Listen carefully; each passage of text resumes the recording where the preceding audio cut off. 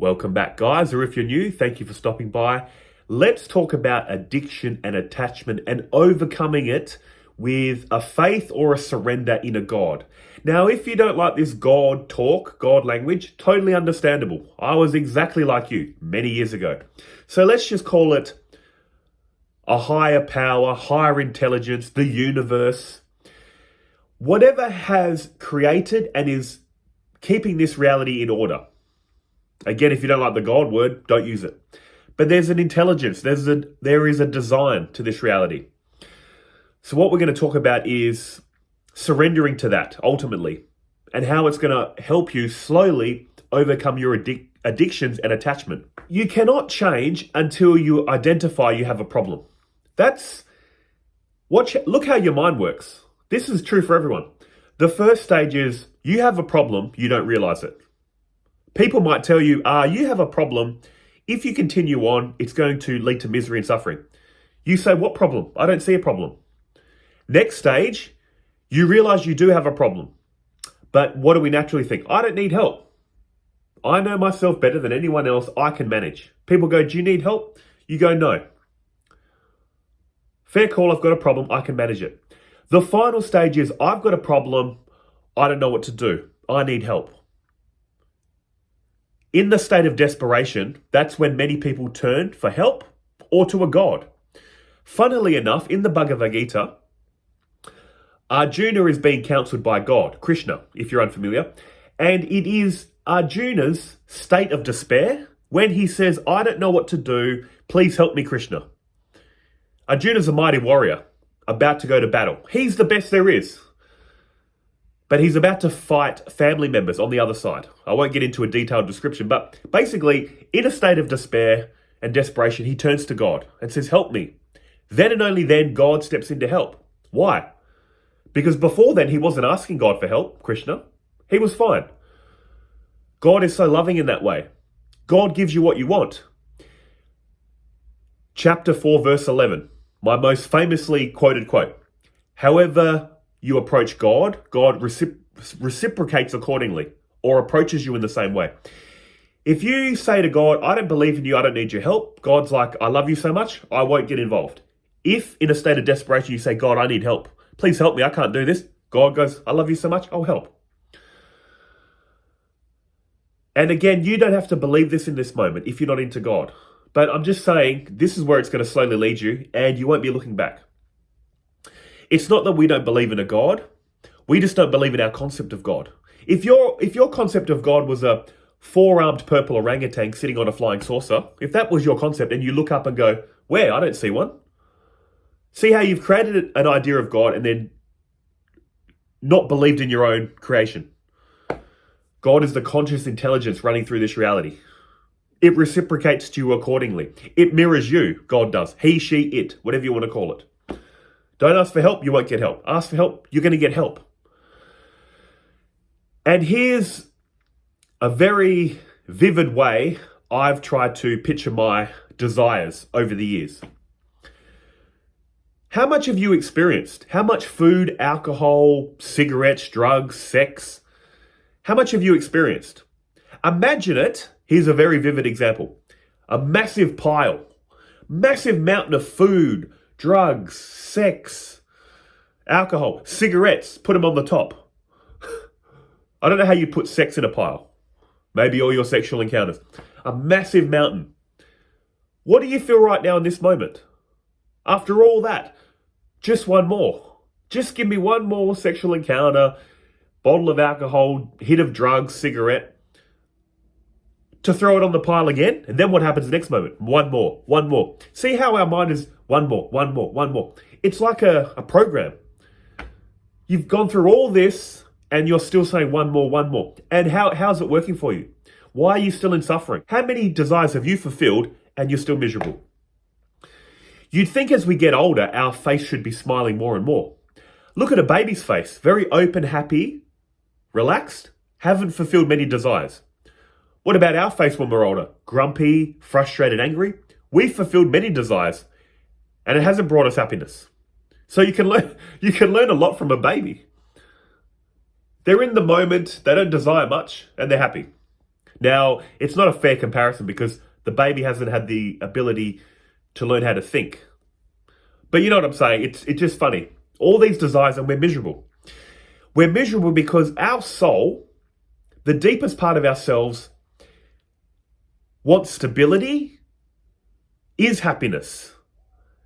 It's craving stability, something unchanging, something permanent, because that's what it is.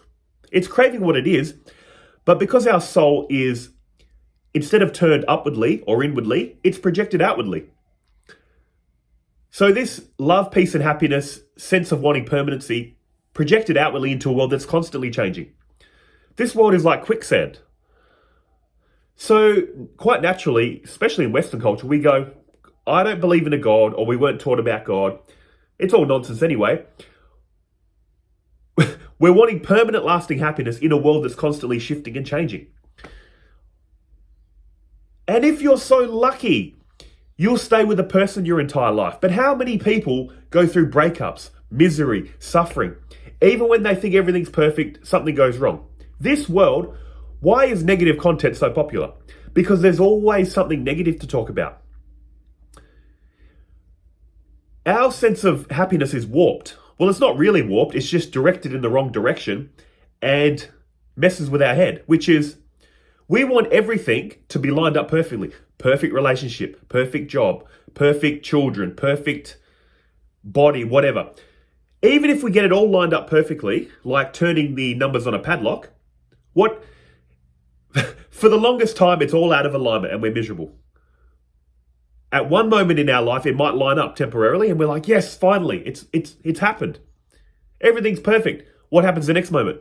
Out of alignment again. You spend so much of your life having it out of alignment, lines up for a brief moment, then out of alignment again. See how crazy this is? And without God in our life or spirituality, that's why we're trapped. That's why we're miserable and suffering. That's why we develop addictions and attachments. We go for the next. We try to fill this God-shaped hole in our heart, as Blaise Pascal said. It's a God-shaped hole. We fill it with drugs, sex, alcohol. What a mess. See, when you're in it, you can't see it. But when you snap out of it, you go, oh my gosh, this is so obvious. And that's why I made this channel. Once you snap out of it, you go, I can see the problem and I know the solution. And you try to help others if they want help in their state of desperation. But the first thing I'm going to say, guys, is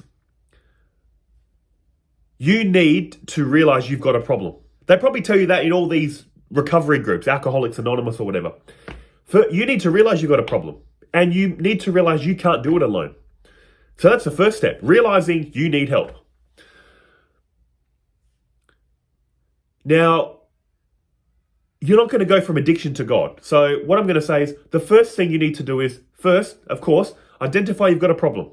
You're a mess. You're broken. It's all gone bad. So the first thing you need to do is just surrender to the moment. So much of our misery and suffering comes from thinking we have free will. We're freely in control of our life. We're not. There's your free will and God's will. God's will always wins out. So the first step to inner peace is surrendering to this moment. In your state of brokenness, despair, just surrender and say, I'm broken. I'm in a state of despair. I surrender to this moment. God, I cannot do this. There's my will, which you've given me, which I freely use to get addicted, get attached, and there's your will. Just say to God, in that moment of despair, the free will you've given me, I'm freely giving it back to you. You run the show. I cannot do this anymore. You need to be in that broken state of surrender to let God take over. So that's the first thing. Surrender. There's God's will and your will. God's will always wins, so just give it back. You can't run your life. This is God's creation anyway. Look where it's gotten you. Running here and there, trying to gain happiness your way. How's it working for you? Not working very well at all. For any of us. So that's the key thing. Realize your broken state of despair, realize you need help, and surrender to this reality. Tell God, I can't do this. You take over. Surrender. Now, again, this isn't going to solve your problems, but what it's going to do is it's going to bring a bit of God into your life. Surrendering to a higher power is the first step. And you know why? You know the problem with not having God in our life? There's our ego and there's God. If you remove God, there's just our ego. We just think it's all about me. What does a God do in our life? It humbles us. It gives us humility. See, you can't learn anything when you think you're the same or better than someone giving you knowledge. And who's the ultimate giver of knowledge? God. So without God in your life, you think it's all about me. I know it all, I can do it all. That's another problem with Western culture. That's why I love Asian culture, by the way. That they have a lot of humility, respect. Knowledge goes downhill. You need to lower yourself to receive knowledge. Gratitude and humility get you so much in this life. Thinking I know it all, I don't need help, that's going to destroy you. That's why the ego will destroy you. So the first step again, you're broken. You're in a state of despair. Like Arjuna in the Bhagavad Gita, you're out of answers. So what do you need to do? Surrender. This is where you surrender your will to God, and if you haven't, start praying. You've got nothing to lose.